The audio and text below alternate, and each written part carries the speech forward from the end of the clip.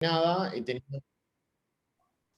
más que nada teniendo en cuenta el impacto en la recuperación de la función y en los indicadores que justamente tiene la hemodiálisis de agudo, o mejor dicho, terapia de soporte renal en el paciente crítico.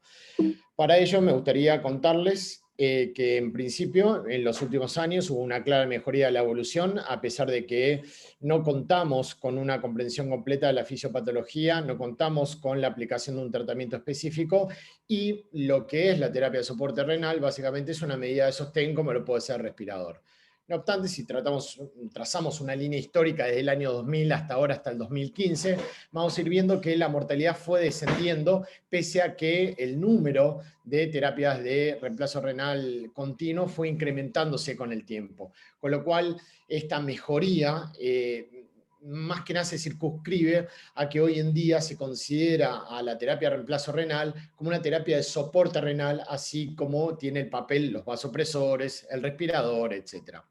El punto es que si trazáramos un ranking con respecto a lo que es la mortalidad en cuidados críticos en relación con el reemplazo orgánico artificial, veremos que el primer puesto se lo lleva la injuria renal aguda, que requiere terapia de reemplazo renal con una mortalidad del 40 al 55%. Esto ya nos está mostrando que el impacto en términos de mortalidad de esta patología que requiere de esta asistencia tiene alto impacto a nivel de mortalidad, seguido por lo que es por ejemplo, comparándolo con el distrés, que requiere ventilación mecánica, que es del 30-40%, la sepsis sin injuria renal aguda, porque si no aumentaría, que es del 15-25%, y por último, el infarto agudo de miocardio. Ahora, cuando uno se pone a analizar las causas de muerte en UTI por injuria renal aguda, uno puede circunscribirlo a complicaciones tradicionales, que sean las unidades de cuidados intensivos, como las clásicas alteraciones electrolíticas, por ejemplo, hipercalemia resistente a tratamiento médico, sobrecarga de volumen que no responde a diuréticos, o bien todo lo que se enmarca dentro de lo que es el síndrome urémico, representado por la encefalopatía urémica, las discrasias sanguíneas o bien la pericarditis uremia.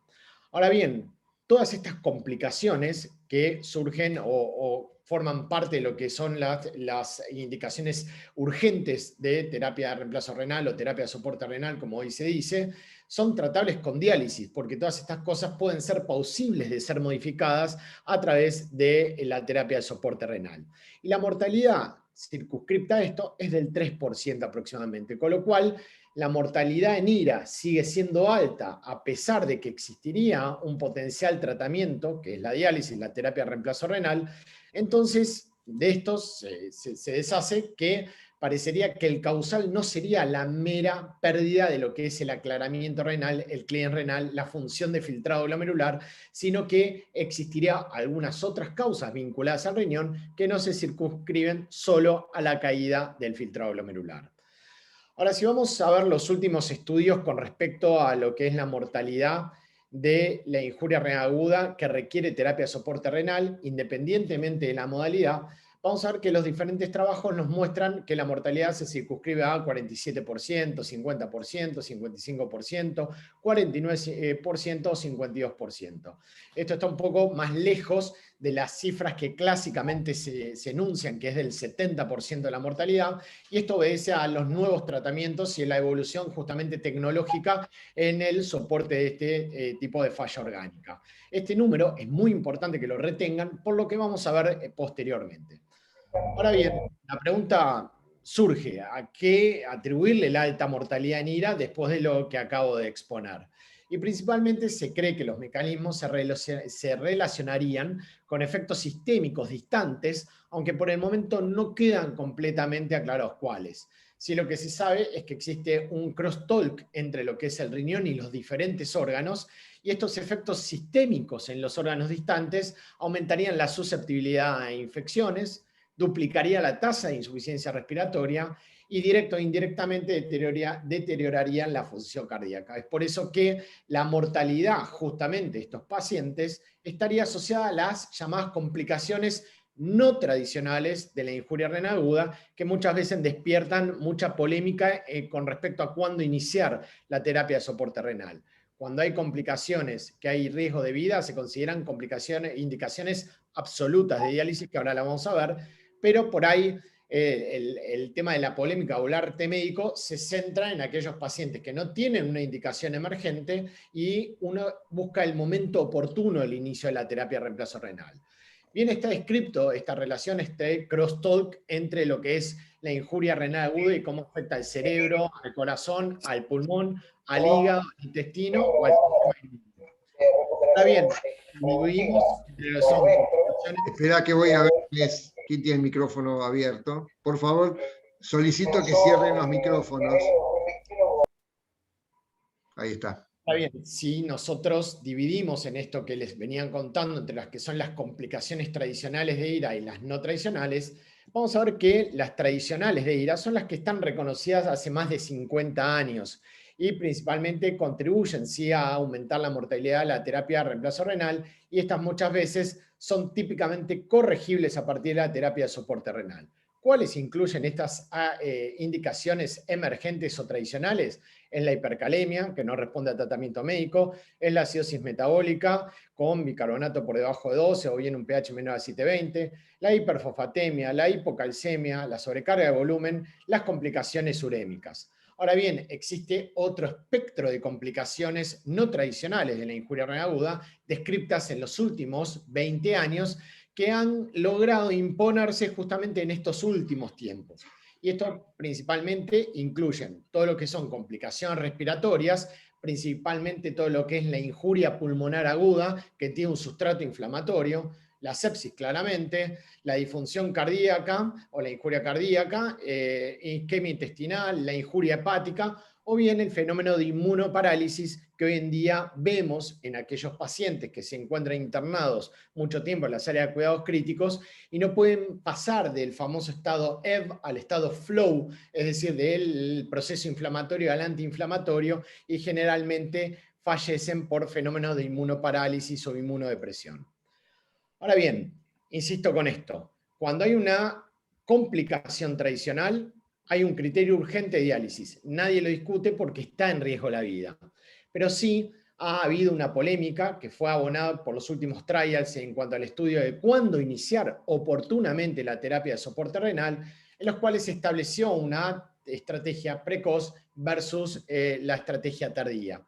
Y esto muchas veces se basan en parámetros de tiempo, del timing, se basan en parámetros de laboratorio o bien se basan en parámetros clínicos. Cierto es que los últimos estudios, principalmente el START-TACI, lo que determinó es que básicamente uno tiene que combinar, ya sea antecedentes del paciente, como ver la reserva funcional renal, las chances que tiene el paciente de salir rápidamente, si tiene riñón para reclutar y poder dar respuesta al aumento de la demanda metabólica, o bien también cuando el paciente de por sí presenta valores de urea que se van incrementando, o lo más frecuente que hoy en día vemos en las unidades de cuidados intensivos es, en toda la pandemia COVID, si el paciente tiene que hacer una ventilación propectiva y tengo una acidosis respiratoria muy marcada, necesito de alguna forma elevar ese bicarbonato para tratar de establecer un pH que sea un poco más acorde con lo fisiológico y mejorar el rendimiento enzimático y lograr una mejor performance de la medicación vasopresora, etc. O bien, lo otro es que en los fenómenos de resucitación, muchas veces el paciente puede hacer balances positivos que, de acuerdo al estudio de Rivers y clásicamente descripto, de hasta 12, 14, 15 litros de balances positivos. Hoy en día hay una tendencia a ser restrictivos con el manejo de líquidos, no obstante, muchas veces el paciente necesita una antibiótico-terapia que implica muchas infusiones para el paciente o mismo la nutrición parenteral, y el balance positivo neto es el balance de hídrico neto, termina siendo positivo para el paciente y pese a que orine, no alcanza para generar el balance negativo y eso muchas veces afecta principalmente al pulmón y de esto a lo que es el fenómeno de hematosis. Hoy en día, un cambio lexicográfico recomendado por las guías CADIGO, no se habla más de terapia de reemplazo renal, sino el espectro, en base a lo que les acabo de comentar, se amplió y se habla de terapia de soporte renal. Bien, hasta acá entonces lo que podemos decir que durante mucho tiempo todo lo que se relacionaba a la injuria renal aguda, a la terapia de reemplazo renal, giraba alrededor de la uremia. Y a partir de esto uno tenía que ver la sobrecarga de volumen, los electrolitos, el timing, el estado ácido básico, etc. Cierto es que hubo un giro copernicano en cuanto a lo que es el fenómeno que asienta el inicio de la terapia de reemplazo renal, y hoy no tanto se basa en el tema de la uremia, pero sí en tratar de mantener la homeostasis. Esto es un fenómeno que muchas veces cuesta hacerlo entender a alguien que no está vinculado a las áreas de cuidados críticos, porque justamente es la homeostasis lo que va a favorecer la evolución del paciente, acortándole los tiempos de internación y saliendo más rápidamente del momento agudo. Esto no es nuevo, esto ya estuvo contemplado en las guías CADIGO 2012, en la cual se dividía lo que era la terapia de reemplazo renal, que son los criterios urgentes, y los criterios no tradicionales que les había mencionado antes, el tema del control de volumen, nutrición, el delivery de drogas, el tratamiento, por ejemplo, de un síndrome de lisis tumoral. Todo está apuntado más que nada a mantener la homeostasis. Esto también está contemplado en las guías NICE de Inglaterra, esto también está contemplado en las guías francesas de terapia intensiva, hasta también en las guías japonesas. ¿Qué pasa con guías latinoamericanas? Porque les acabo de hablar de todas guías del primer mundo. Bueno, nosotros también tenemos las nuestras, las cuales son las guías de, no guías, sino las recomendaciones de terapia de reemplazo renal en IRA, generadas por la Sociedad Argentina de Nefrología. Este es un trabajo que se presentó en el 2015-2016, por el cual lo que tratamos de hacer también era ayornar todas esas recomendaciones justamente a nuestro medio, con todas las limitaciones que ello implica. Entonces, hasta acá, como conclusión, se deduce que la indicación de terapia de soporte renal debe ser personalizada e individualizada con respecto a lo que es la oferta y demanda, es decir, a la demanda de respuesta renal y la capacidad que tiene el riñón de poder responder. Cuando se produce un desequilibrio justamente entre ambas, es cuando empieza a operar favorablemente lo que es la terapia de soporte renal. Generalmente el disparador se debe a sobrecarga de volumen o bien sobrecarga de tóxicos como la urea, etcétera, o si bien el hipercatabolismo propio de algunas enfermedades como por ejemplo la sepsis. Cuando se produce este descalabro entre lo que es la demanda de trabajo renal y la capacidad de respuesta, es por eso que aparece la terapia de soporte renal. Ahora bien, ¿qué hay que considerar? Bueno, muchas variantes, la clase no está orientada en esto, pero sí la severidad, la capacidad de respuesta que va a tener el paciente, los nuevos biomarcadores, que esto abre una ventana muy importante, dado que clásicamente nos manejamos con la creatinina, pero hoy en día sabemos que la creatinina es un marcador funcional. Es como si yo hiciera diagnóstico de un infarto agudo de miocardio a través de un ecocardiograma, que es un marcador funcional. Voy a llegar siempre tarde a tratar de brindar apoyo o soporte, con lo cual no voy a poder reclutar ese tejido para tratar de salvaguardarlo para que no evolucione el fenómeno isquémico. Si trazamos el paralelismo con el tema renal, es exactamente lo mismo.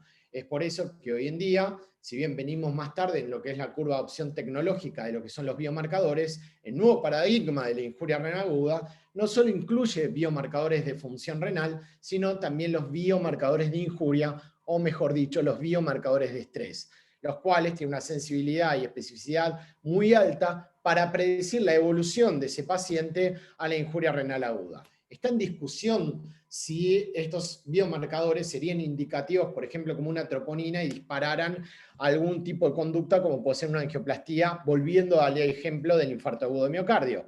No obstante, es un biomarcador que hoy, dentro de lo que es las próximas recomendaciones CADIGO para injuria renal aguda 2022, se van a tener en cuenta.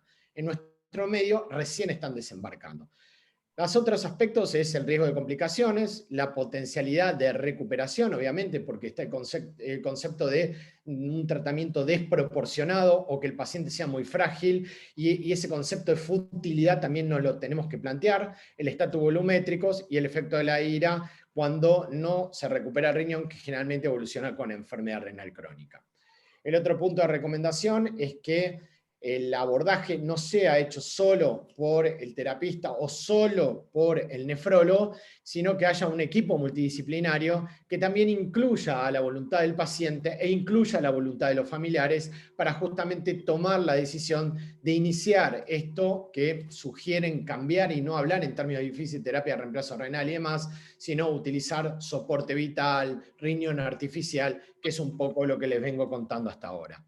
A partir de eso, tomada la decisión de iniciar la terapia de reemplazo renal, uno tiene que centrarse en la modalidad, que es un tema de discusión hoy, la dosis, el acceso vascular, si uno lo va a anticoagular o no, la transición que va a tener de la etapa aguda a la etapa crónica, reconsiderar la dosis de drogas y, por otro lado, también la combinación de lo que hoy se considera ECOS, Extracorporeal Organ Support, que es algo que nosotros lo vemos muy lejanos, pero cada vez más el tema tecnológico en lo que es nuestro quehacer, que es la terapia intensiva y la nefrología, está cada vez más presente, que consiste en combinar diferentes modalidades de reemplazo orgánico para tratar de dejar pasar al paciente el estrés que lo lleva a esta situación de apremio para ver si el paciente puede evolucionar favorablemente. Y justamente la sangre es un órgano que llega a todos los órganos de la economía y es fácilmente modificable a partir justamente de diferentes membranas. Por eso no es descabellado que vayan a ver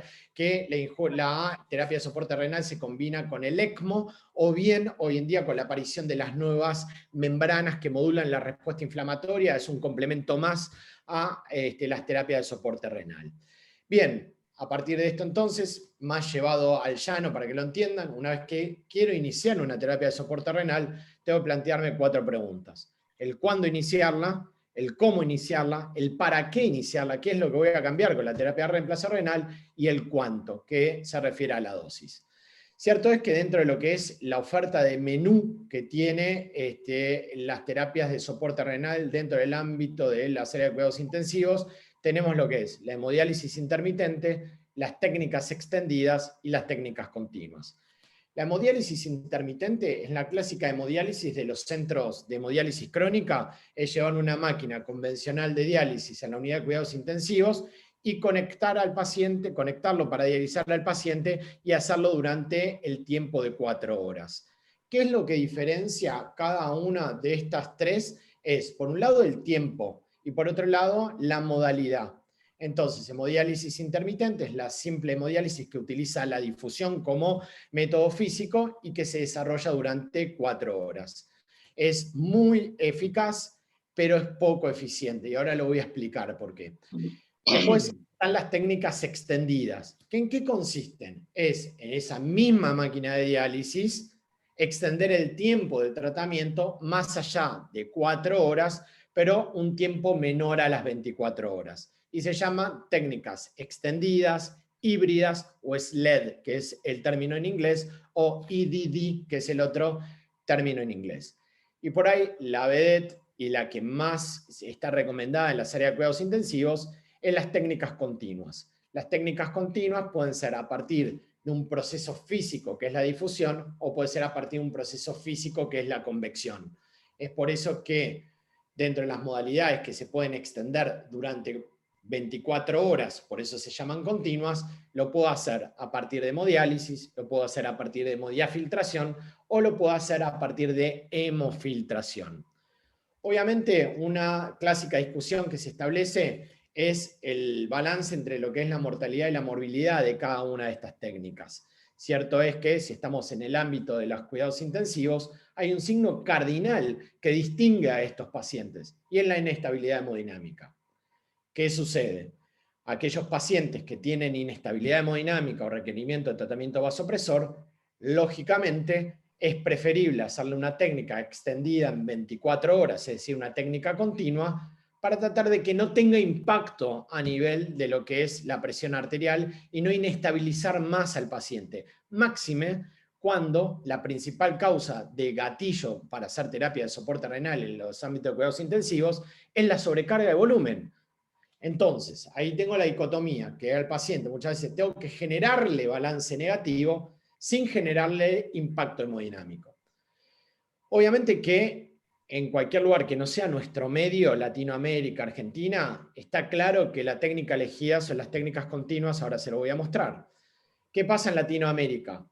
Hubo un retraso en la adopción tecnológica, que era lo que les comentaba antes, y a partir de esto tuvimos que idear a ver cuál de los pacientes se iban a beneficiar con estos tratamientos continuos. ¿Y por qué? Porque el recurso es escaso y el recurso es caro. La diálisis continua, ¿es más cara que la diálisis intermitente? Claramente sí. Claramente sí. ¿Pero por qué? Porque hay que brindarle al paciente una atención durante 24 horas y hay un aumento del insumo, porque parte de la diálisis uno se basa en la utilización de agua, líquidos especiales, baño de diálisis, etc. Entonces, lo que se ideó, los franceses lo que hicieron, justamente para cuidar a veces este recurso, es crear un score para predecir si ese paciente iba a tener mayor inestabilidad hemodinámica durante una hemodiálisis intermitente.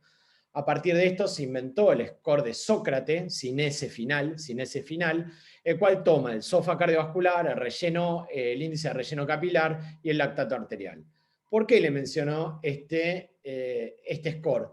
Porque en nuestro medio, que muchas veces cuesta que a veces autoricen las técnicas continuas y demás, este es un recurso valedero y probado, el cual uno se puede basar en decir por qué, además de ver que el paciente está inestable hemodinámicamente, la necesidad de generarle balance negativo y que es fisiológicamente aberrante tratar de generarle un balance negativo de 4 litros en 4 horas, uno se puede basar justamente en estos scores para tratar de justificar su utilidad. Cuando repasamos cuáles son las causas de IRA en las unidades de cuidados intensivos, a la cabeza está la sepsis, seguido por la hipovolemia, que es la deshidratación, la nefrotoxicidad, el shock cardiogénico, el síndrome hepatorenal y la obstrucción del tracto urinario. Cierto es que la gran mayoría de todos estos tienen un signo cardinal representado por la inestabilidad hemodinámica. Ahora bien, ¿qué dicen las guías? Y las guías son del 2012, hay que tener en cuenta que la pandemia retrasó la salida de las nuevas recomendaciones de tratamiento de reemplazo renal o de soporte renal en la injuria renal aguda o en el ámbito de cuidados intensivos, y era que primero que utilizar complementariamente las técnicas continuas, intermitentes o extendidas en los pacientes que tienen injuria renal. La otra sugerencia era que uno opte por las técnicas continuas en lugar de las intermitentes para los pacientes que se encuentran hemodinámicamente inestables. Ahora, ¿cuál es el nivel de evidencia? Y sí, es 2B, es verdad, no es la mejor recomendación en cuanto a fortaleza, pero insisto, toda una evolución tecnológica, y cuando uno ve la curva de aceleración tecnológica en lo que es la nefrología, lo tuvimos justamente esta década por el impacto que estaba teniendo la IRA, por lo tanto, esta recomendación seguramente va a aumentar en su grado de recomendación. Lo otro es sugerir terapias continuas en lugar de intermitentes para los pacientes que tienen edema cerebral, una lesión renal aguda, y no le tengo que romper la presión de perfusión cerebral. En eso no hay duda que la recomendación es eso. Insisto con esto, nosotros lo que hicimos es tratar de ayornar todas las indicaciones de todas las guías que les había mostrado antes, en los que son las guías de la Sociedad Argentina de Nefrología.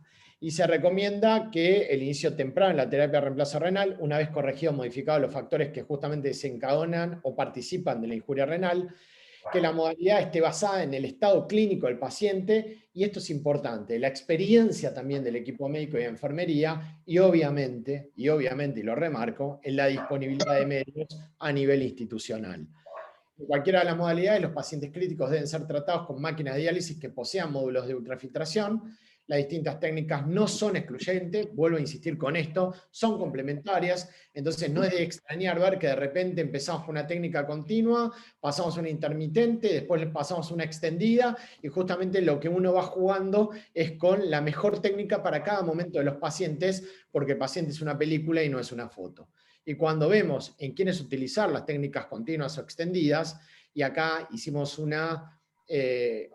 o nos permitimos poner técnicas extendidas por la limitación que teníamos en ese momento, en el 2015, de técnicas continuas. Hoy en el país cuenta con la posibilidad de dar justamente esta prestación, más que nada para la inestabilidad hemodinámica, el edema cerebral, la lesión cerebral aguda, el aumento de la presión intracraniana, la acidosis metabólica persistente o la necesidad de generar un balance negativo profuso. Bien, este estudio es muy interesante y se hizo sobre 1075 pacientes, y estos se dividieron en un alto, moderada y baja intensidad de ultrafiltración neta. Cuando hablo de ultrafiltración neta, principalmente hablo de cuánto volumen, cuánto líquido le saco yo al paciente en la unidad de tiempo. En este caso, lo que se medía era cómo le iba a los pacientes con una tasa de ultrafiltración en mililitros kilo día.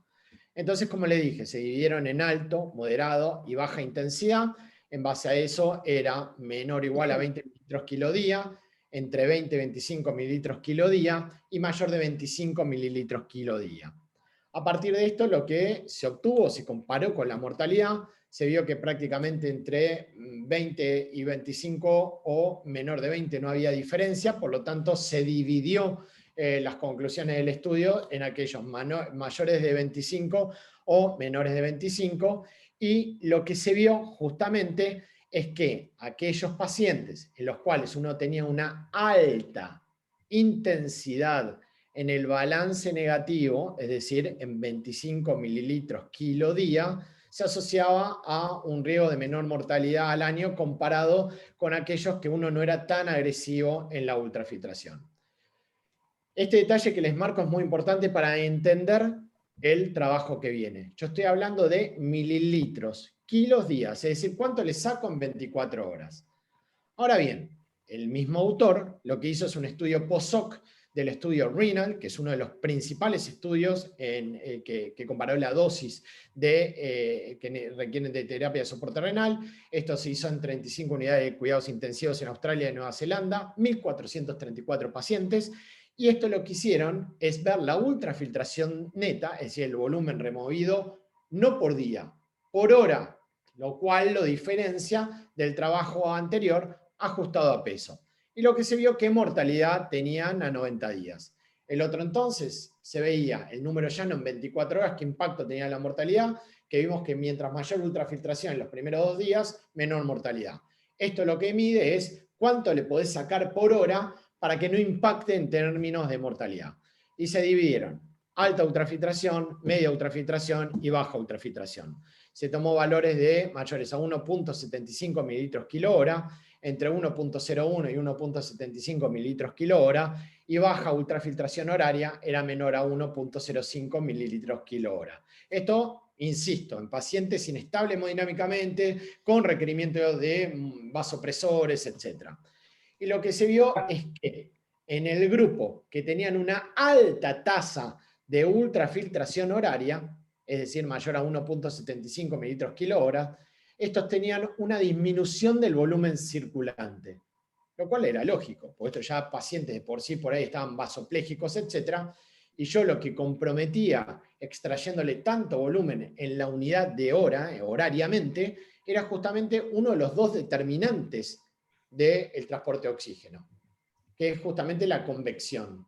Si le tengo que explicar en un minuto la convección, es como si le pusiera una molécula de GP a un glóbulo rojo, una molécula de un GPS, y ese trayecto que hace el glóbulo rojo desde el ventrículo izquierdo hacia la microcirculación, que es muchas veces lo que trato de reclutar con la expansión de volumen.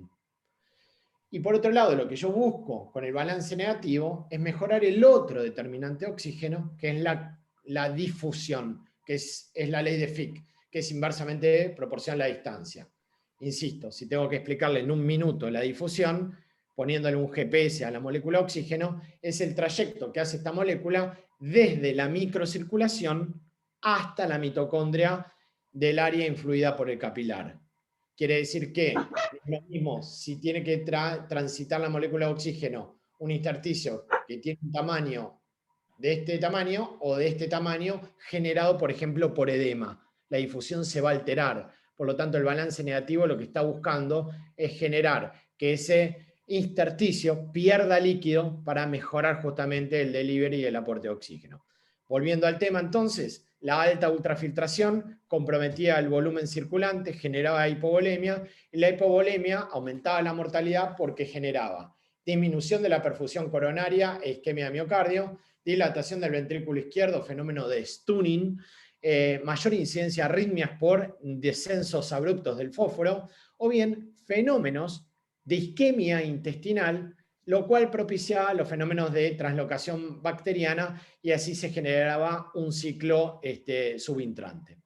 Yendo a un ejemplo concreto para comparar estos dos trabajos, tengo un paciente en UTI de 70 kilos que me pide la consulta por sobrecarga de volumen. ¿Por qué? Porque tiene una PAFI menor de 200, el paciente tiene mucha inestabilidad hemodinámica y yo le quiero generar una ultrafiltración neta de 3 litros.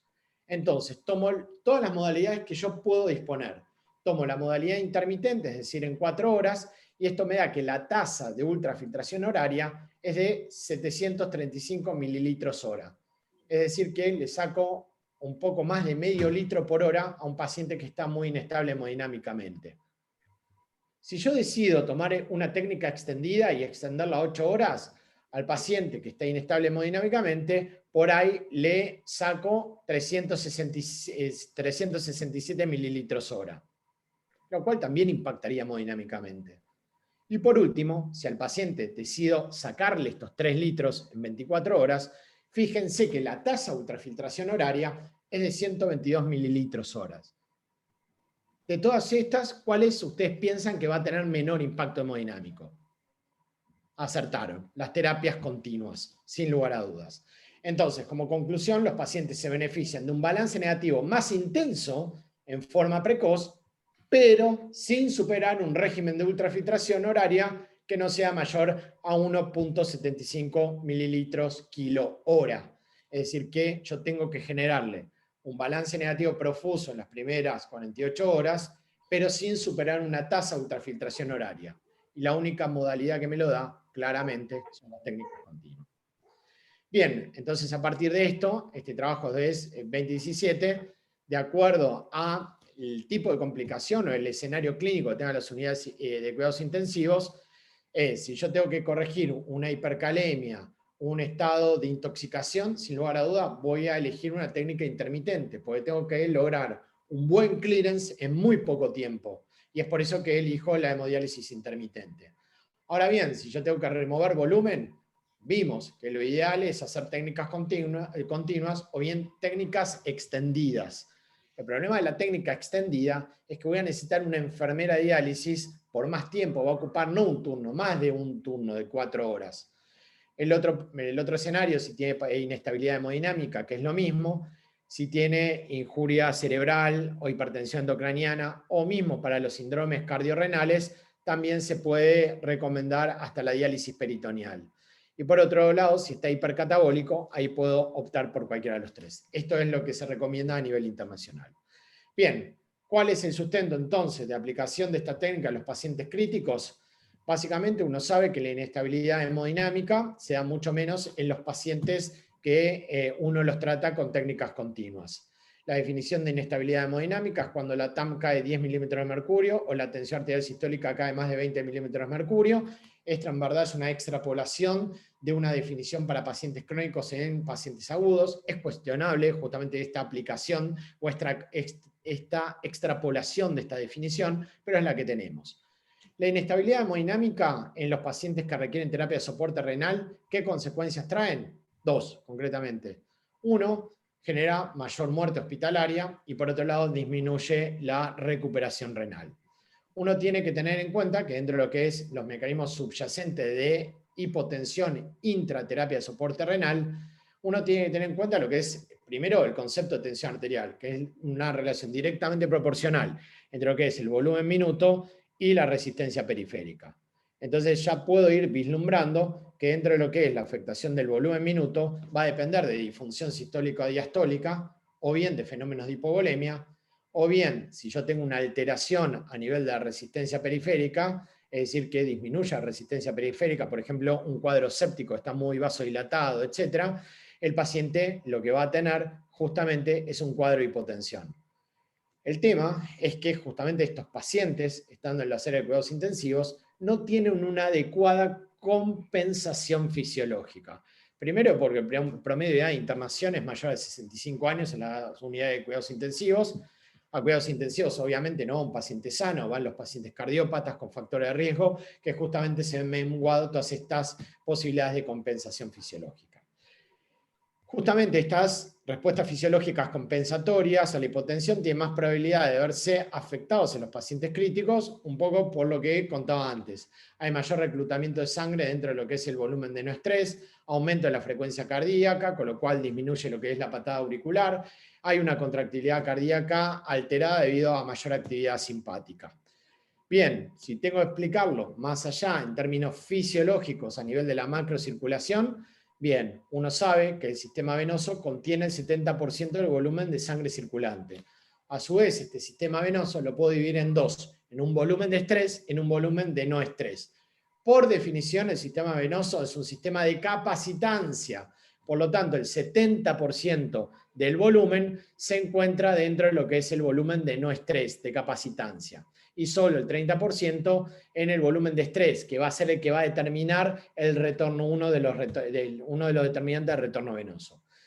Lo determinante de la presión media de llenado circulatorio depende del volumen de estrés y del tono venomotor. Ahora bien, si yo tengo que explicarle en un minuto qué es la presión media de llenado circulatorio, o lo que también se conoce por Guyton como presión sistémica media, imagínense un neumático desinflado. Ese neumático desinflado, si yo le empiezo a meter aire, grandes cambios de volumen recién van a generar, no van a generar cambios de presión. Y eso justamente es el volumen de capacitancia, es el volumen de no estrés. Esa cámara que está en reposo, yo voy a ir aumentando gradualmente el volumen, pero no va a haber cambios de presión. Ahora bien, cuando yo lo trazo en una curva, entre lo que es en ordenadas la presión, en las abscisas el volumen, van a ver que ante un aumento de volumen casi no hay cambios en el aumento de presión. Ahora bien, si yo tengo un neumático ya inflado, pequeños cambios de volumen van a generar grandes cambios de presión, y esto representa lo que es el volumen de estrés.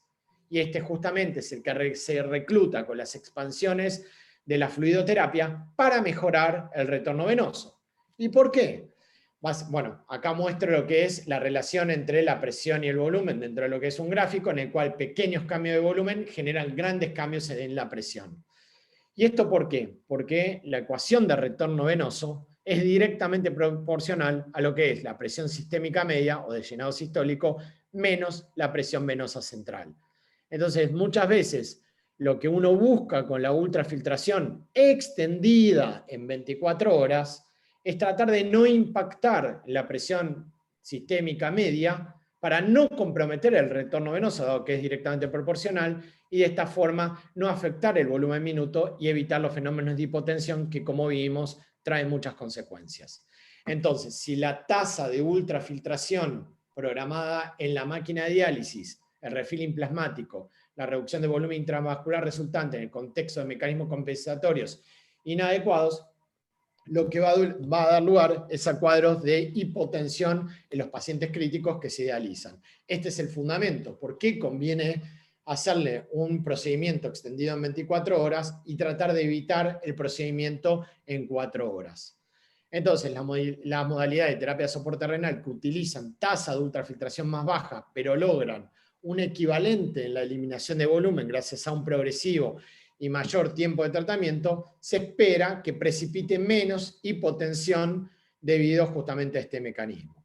Entonces, dentro de la elección de técnicas continuas, híbridas o extendidas o intermitentes, claramente uno se va a volcar por las terapias continuas.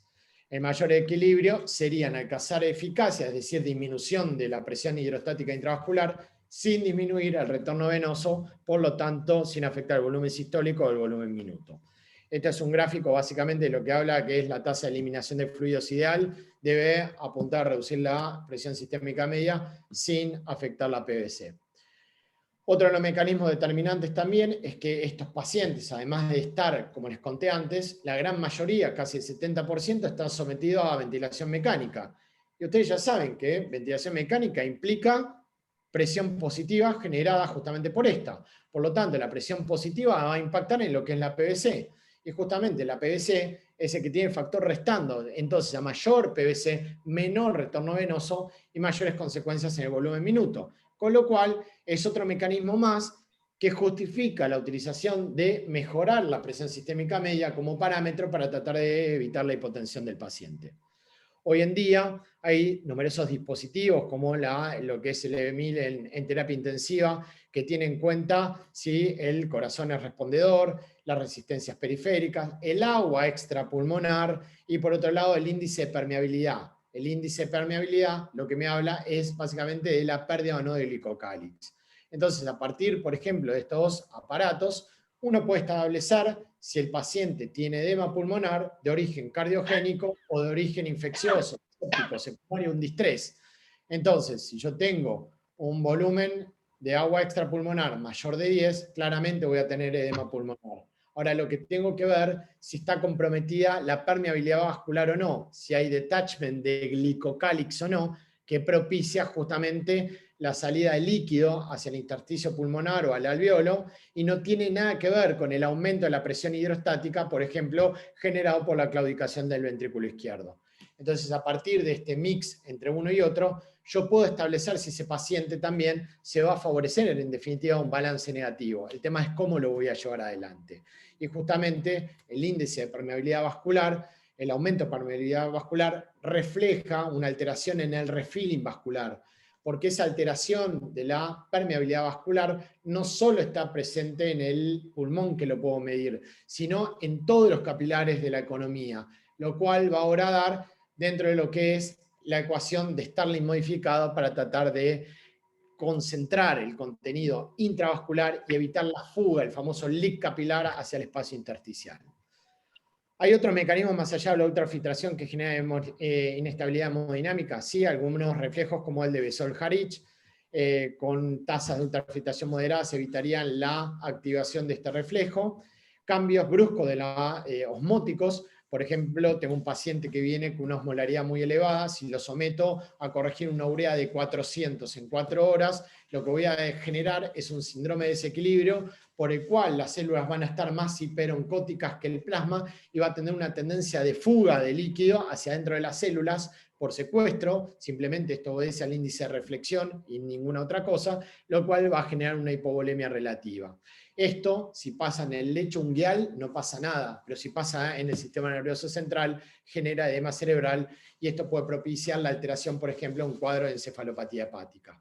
Por otro lado, también hay otras combinaciones con albúmina y demás, tratando de alguna forma secuestrar el líquido intravascular que han fallado, por eso es que se recomiendan más que nada las técnicas continuas. Y por otro lado, si tengo un fenómeno de atontamiento cardíaco de stunning, lo que voy a tener es un deterioro transitorio de la función sistólica del VI, y se sabe que las técnicas continuas favorecen mucho más o contrarrestan a este fenómeno.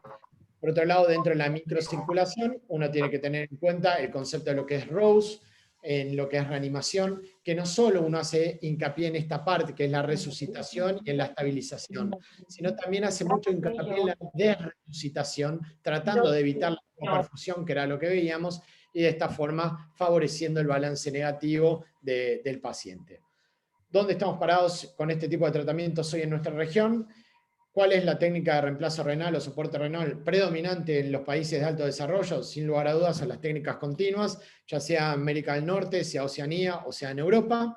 En Latinoamérica, lamentablemente, venimos siempre a la cola. Lo que más se hace claramente son las técnicas intermitentes, lo que menos se hace son las técnicas continuas.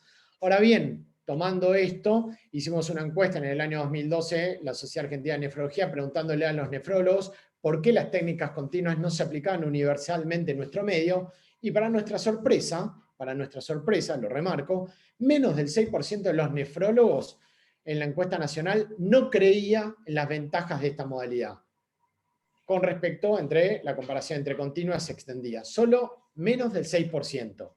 Entonces la pregunta fue, ¿y por qué no la llevan a cabo? Y muchas veces la respuesta era, por falta de recursos humanos. A partir de esto, lo que hizo la Sociedad Argentina de Nefrología es tomar esta iniciativa, y es por eso aumentaron todos los cursos de especialización, no solo de médicos, sino apuntados a enfermeros.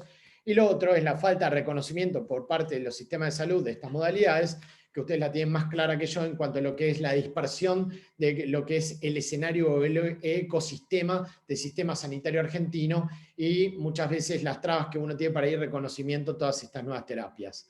¿Por qué uno recomendaría utilizar técnicas continuas sobre las intermitentes? Básicamente por 4 puntos. Mejora la inestabilidad hemodinámica, mejora la remoción de mediadores inflamatorios, es superior en la gestión del balance de fluidos y preserva la presión de perfusión cerebral. Hubo un trabajo reciente, el 2020, que no mostró diferencias en la mortalidad y no mostró diferencias en la recuperación renal. Entonces, la pregunta es obvia, ¿y entonces por qué la voy a aplicar? Porque lo que hace esta técnica sí disminuye los tiempos de internación, principalmente en las áreas de cuidados intensivos, mejorando o disminuyendo incluso hasta los costos, pues estos pacientes se complican menos, sacándolos más rápido del área de cuidados intensivos. ¿Cuál es la proyección del mercado a nivel mundial? Bueno, claro está, fíjense que hay dentro de lo que es África y dentro de lo que es Latinoamérica, comparten las grandes diferencias con respecto a lo que es Europa, Norteamérica o el sudeste asiático. Hoy en día, de acuerdo a este trabajo, se espera que crezcan este tipo de terapias entre un 7 y un 8% hacia el 2023, principalmente en Latinoamérica, en África y en el sudeste asiático. Esto se debe a múltiples factores de riesgo que acusan a la población, aumento del grupo etario vulnerable, que es mayor de 65 años, hay un aumento de lo que es el adoption gap, de lo que es la curva de adopción tecnológica por nuestros países que vienen detrás del desarrollo tecnológico, y por otro lado porque estas técnicas están vinculadas a una mortalidad menor al 50% y no del 70% como anteriormente se describían.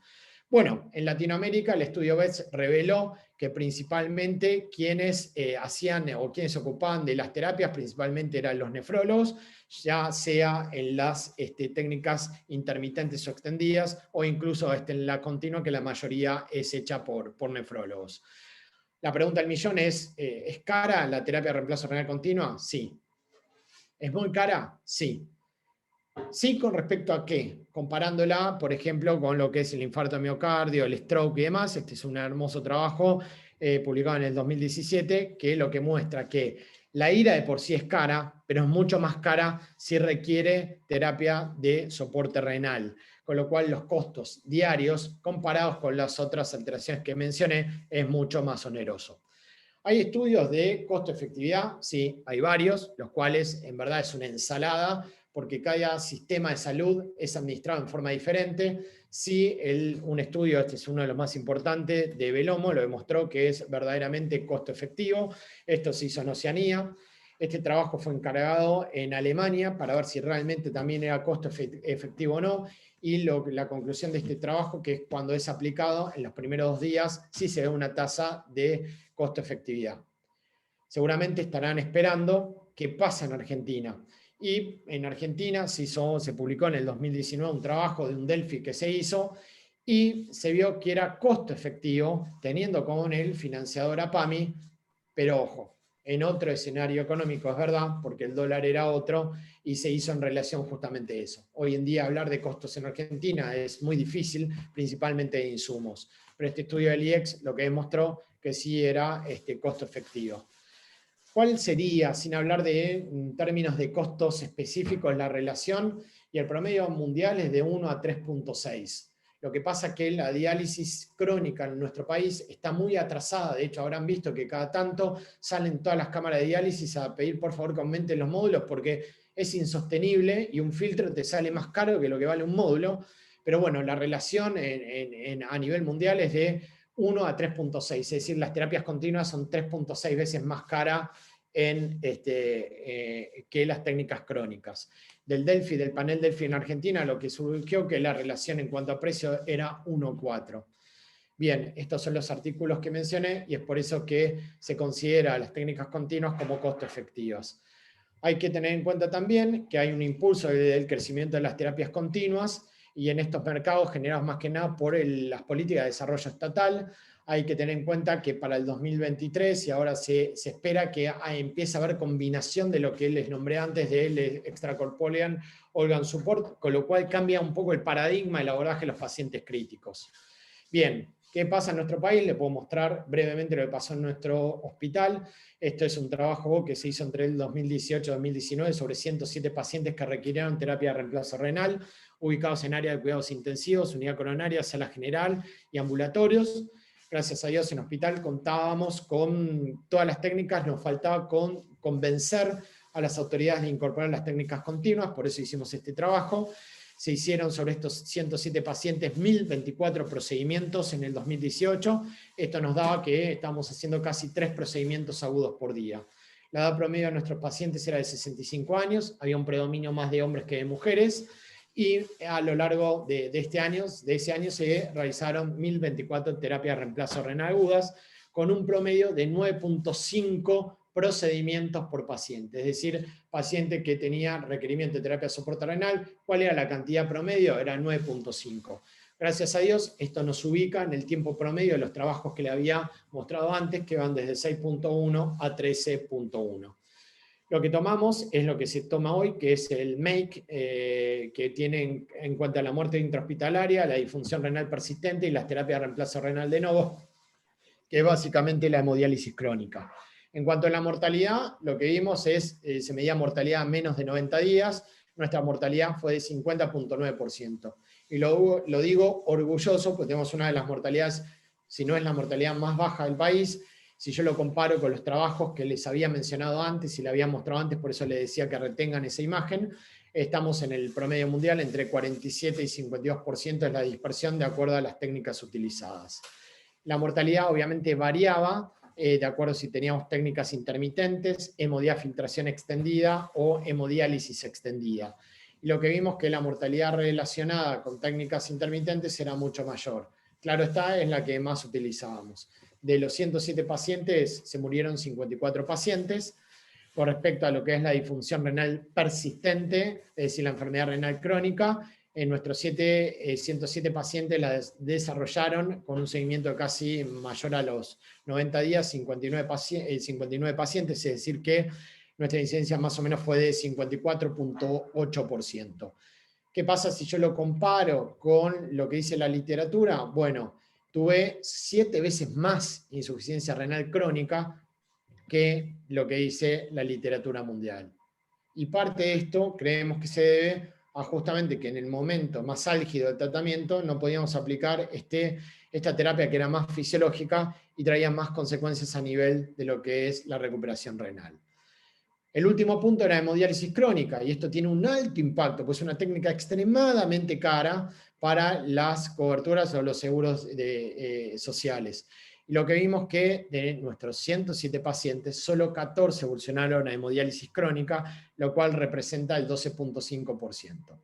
Ahora bien, nuevamente, si lo comparamos con la literatura a nivel mundial, nosotros tuvimos casi 3 veces más pacientes, con lo que implica justamente un paciente en diálisis para nuestro sistema de salud. Nuestro tiempo de internación, básicamente, el tiempo de consulta fue rápido, 1.4 días, eso lo tenemos muy aceitado.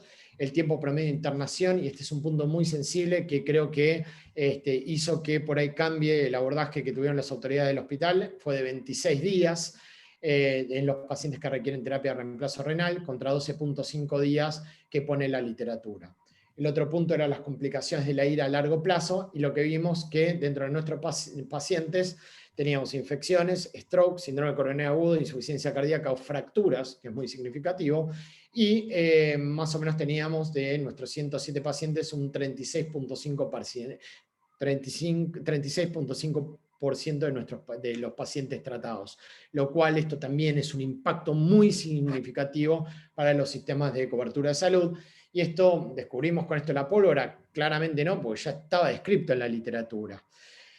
Entonces, un poco para concluir esto, existe una opción específica para el tratamiento de la injuria renal aguda, principalmente en aquellos pacientes que tienen síndrome de falla multiorgánica. Es una opción de elección para aquellos pacientes con inestabilidad hemodinámica y edema cerebral. Si bien no hay diferencia en términos de mortalidad con otras terapias utilizadas para asistir a los pacientes agudos, sí lo hay en términos de morbilidad, por lo que les acabo de mostrar, y esto es evidencia, y se augura como una de las técnicas para los tratamientos agudos que más van a crecer en los próximos años y en las cuales más tenemos que ir desarrollando el know-how a nivel nacional, porque esta técnica de por sí se va a imponer. Es como el cambio de modelo de celular, que por más que quiera otro celular, en definitiva se termina estableciendo. Bueno, con esto pasa lo mismo. Y para terminar, una reflexión, que en términos evolutivos no es el más fuerte de las especies el que sobrevive, tampoco es el más inteligente. El que más sobrevive es el que más se adapta a los cambios. Agradezco a Medtronic la invitación y agradezco también la invitación a Saddam. Bueno, Fernando, excelente dominio y excelente presentación. Realmente, bueno, había preguntas que a mí se me ocurrían, pero se me fueron contestando solas en esta charla que fue tan completa. Un poco una consulta sobre costo-efectividad. ¿Sobre qué efectos, digamos, sobre la, digamos, de salida, estos estudios, no sé si lo recordarás, se consideró? ¿Años de vida ganados, muertes evitadas? Digo, Todas. para tener un Está parámetro. todas las que mencionás, se hizo el Cali, se hizo hasta, nada, calidad de vida post-IRA, y se veía que en Inglaterra, por ejemplo, la IRA generó unos costos de 1,2 billones de libras al año, con lo cual es muy significativo, y lo que se vio es que aumentaba los costos directos e indirectos. Ellos tienen el sistema de seguro en Inglaterra, es mucho más homogéneo que el nuestro, y por eso pueden sacar justamente todos estos datos, pero todos, absolutamente en todos. Porque en general es la barrera que, por lo menos acá en nuestro medio, aparece en primera instancia para adoptar una tecnología de este tipo. O lo que Y los Claudio, auditores consideran primero. No sin te lo lugar a dudas, autorizan porque quizás no lo conocen, no lo tienen claro, pero generalmente, bueno, el problema es la barrera de acceso principal es económica, ¿no? sí, sin lugar a dudas, uno es, la barrera es el desconocimiento, y punto dos, el tema es el de costo. Lo que pasa es que cuando uno le explica con fundamento y con evidencia, que es lo que acabo de hacer, es muy difícil negarse a una terapia cuando sabes que va a ser costo efectiva, hasta incluso en términos de internación en las áreas de cuidados intensivos, porque por ahí el punch inicial es en las primeras 48 horas. Y habrán visto y les habrá pasado, porque seguramente algunos van a tener más años que yo, que van a las áreas de cuidados intensivos, lo están dializando, y es una aberración tratar de hacer un balance negativo de 4 litros, porque ya de por sí tenés 3 litros de la nutrición enteral y demás, en 4 horas, cuando el paciente está con vasopresina, noradrenalina, etcétera, o incluso el paciente está ventilado, nos pasaba con los COVID, a altas presiones, que vos sabés que tiene colapsado todo lo que es el ventrículo derecho, y depende mucho justamente de esta relación, con lo cual es hasta sería antiético aplicarlo si yo tengo el recurso. Ahora sí tengo que decir que cada vez que uno pide esta técnica y uno explica el por qué, en general se acepta en muy buen grado por el tema de los auditores. Con lo cual yo creo que, y por otro lado, esta técnica es como les explicaba, es como el celular. Antes yo puedo tener un iPhone 2, que si lo quiero usar ahora no lo puedo, pero porque hay obsolescencia tecnológica. Y con la medicina lo que está pasando es lo mismo. Lo que pasa es que venimos obviamente detrás de esa curva de aceleración tecnológica, que los motivos son millones y ya los conocen. Pero bueno, la técnica existe, la técnica está, y está principalmente en los centros de referencia que tiene el país. O sea, en algún momento esto va a ocasionar que digamos, la hemodiálisis ceda su lugar a técnicas por lo menos o extendidas o continuas. Podrá Soy ser el enfático, fin, ¿no? Podrá ser el fin de la hemodiálisis no sé si el fin, pero clásica. soy enfático en contestarte esto. Ya lo está haciendo por una cuestión lógica que está Ah, fundada en principios fisiológicos y en los resultados que acabo de mostrar. Y por otro lado, el acople con otros devices, con otros aparatos de reemplazo orgánico, es lo que complementa el extracorporeal organ support. Que por ahí he escuchado hoy, jueves, Argentina, 19 horas, parece inalcanzable, pero así como se impuso en la pandemia todo lo que es la conectividad y demás, y se impuso de golpe, lo mismo está pasando con las recomendaciones que uno puede leer en el New England, en cualquier lugar. Con lo cual, nada, sí entiendo el tema económico, pero también uno lo tiene que mirar, insisto con esto, que a veces se ve el corto plazo, es con una mirada ética, porque si no te importa que el paciente se muera además es otra cosa, pero una mirada ética en cuanto a lo que es el make, y sin lugar a dudas esto lo está reemplazando. El gran problema son dos también: la limitación del reconocimiento y el personal poco entrenado. Muchas veces ves que faltan enfermeros en las áreas de cuidados intensivos, y yo te estoy sumando y aumentando la apuesta. No solo enfermeros, sino también enfermeros que sepan hacer esto. La SAN tomó eso y está trabajando, y en todos los congresos, si repasan el temario, incluso en este próximo que está por venir, noviembre 2021, ya abordamos todos los años el mismo tema, y paradójicamente quienes más se enganchan con esto son las generaciones sub 40, sub 50. claro, sí, seguramente. Y bueno, y la barrera, mientras tanto, desde el punto de vista del financiador, es el costo de adquisición. Nunca se ve más allá de ahí. Si no, tenés que explicarlo muy bien todo esto. Y muchos si no son especialistas, no son nefrólogos o internistas, muchas veces un auditor médico es un tipo generalista y nada más. Y no maneja esta tecnología. Nos Entonces pasa va, eso con el ministerio, por ejemplo, y ahora incorporaron, sí, gente que es nefrólogo o hasta incluso intensivista y entiende justamente estas cosas y valoran el tema de, sí, costo-efectividad. Lo que pasa es que, insisto con esto, y usted la tiene más clara, hablar de costos hoy en día es complicadísimo, muy complicado. Sí, sí, sí. Pero te puedo Bueno, asegurar que ese sí, paciente que yo trato mal en 4 horas, lo voy a tener más tiempo internado, obvio, con mayores complicaciones, y no voy a poder sacarlo rápidamente de las unidades de cuidados intensivos. obvio. Bueno, acá excelente, muchas gracias. Buenas noches, brillante exposición muy completa. Bueno, las preguntas que fui pensando fueron contestadas durante la exposición, así que la hiciste completa. Además de la excelencia del personal médico del Hospital Británico, tiene a su excelente equipo de enfermería. Muy buena presentación. Saludos, Vilma Jiménez de Tucumán. Bueno, todas digamos, expresiones de beneplácito, ¿no? Es excelente, digamos, la presentación, muy completa, muy rápida y muy abarcativa. A ver si tenemos alguna consulta más. En honor al tiempo, estamos fantásticos. No sé si alguien quiere abrir micrófono y quiere hacer alguna pregunta, no hay ningún inconveniente. ¿A un comentario? El precio es el mismo. Bueno. Bueno, realmente te agradezco mucho, Fernando, a vos, a la gente de Medtronic. Acá hay algo. Aunque no es nuestra moneda, el dólar, es interesante expresar los costos. Esperá que la voy a terminar de... Aunque no es nuestra moneda el dólar, es interesante expresar los costos porque el valor así es representativo para tener la referencia pasado el tiempo, obvio. Claro. Sí, si no, tendría que actualizarla semana a semana o día a día la clase. Exactamente, exactamente.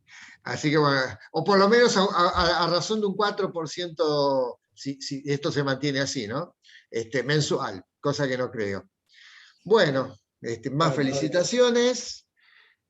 No quiero ser injusto, dejar a nadie afuera con ningún comentario. Muy bueno, excelente, súper claro. Bueno, ok, entonces damos por finalizada la charla. Felicitamos nuevamente al doctor Fernando Lombi. Agradecemos a Medtronic. En el nombre de Saddam, le doy las gracias por haber participado en este espacio. Y bueno, vamos a continuar con estas actividades muy, muy pronto.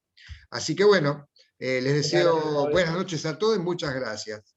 Y felicitaciones, Fernando. Gracias, muchas gracias a todos. Adiós. Gracias por la charla.